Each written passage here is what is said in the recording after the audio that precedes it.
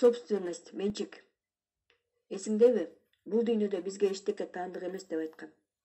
Менчиктик бул кызыктуу руханий закон. Көпчүлүккө муну түшүнүү кыйын. Бирок түшүнүш керек. Бул өтө маанилүү закон.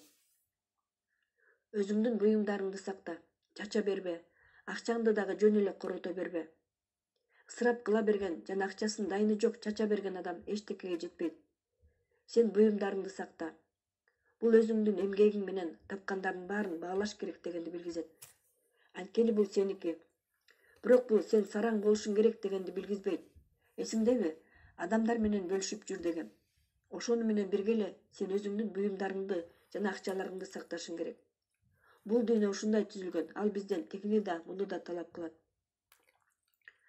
Руханий жактан өнүгүү үчүн өзүңдүн билимдериңди чогултуп китеп кылып чыгар. Ал башкаларга дагы пайдасы тийсин. Акчаңды чогултуп, жакшы татыктуу проектиге сал. Бирок ошол эле убакта сага эчтеке таандык эмес экенин түшүн. Өзүңдүн денең үчүн кам көр. Ар кандай оорулардан сакта. Сен канчалык ден соолугуң чың боло алсаң, ошончолук ден соолуктуу бол. Илгертеден айтылат: дени сак денеде, дени сак дух. Бирок мунун тескерисинче, дени сак духта, дени сак дене деп эч убакта уккан эмесмин. Өзүңдүн денеңен башта. Өзүнүн ден соолугуна, өзүнүн денесине кам көрбөгөн, өзүнүн денесин башкара албаган адам өзүнүн ойлорун, эмоциясын башкара албайт. Анда чаржайыт ойлор пайда болуп турат. Сенде эмне бар? Ошонун баарын сактап көбөйт. Өзүңдүн менчигиңди сакта. Бир дагы ыйык китепте ысырапкорчулук жакшы деп жазылган эмес. Жана бүгүнкү күн үчүн акыркы тема — репутация и надежность. Репутация жана ишенимдүүлүк. Сен түшүнөсүңбү?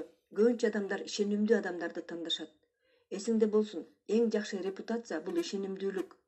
Ишенимдүү дос бол, ишенимдүү күйөө бол, ишенимдүү уул бол.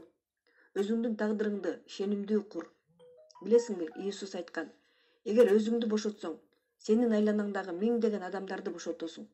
Бул эгерде өзүңдүн алсыздыгыңды, күмөн санооңду жеңсең, башкаларга үлгү болосуң. Эгер сен өзүң финансылык жактан эркин болсоң, башкалар дагы сенин артыңан финансылык жактан эркин болгонго умтулат дегенди түшүндүрөт. Кел эми ушуну менен аяктайм. Кеч болуп кетти, жатыш керек, деп наставник жылдыздуу асманды карап скамейкадан турду.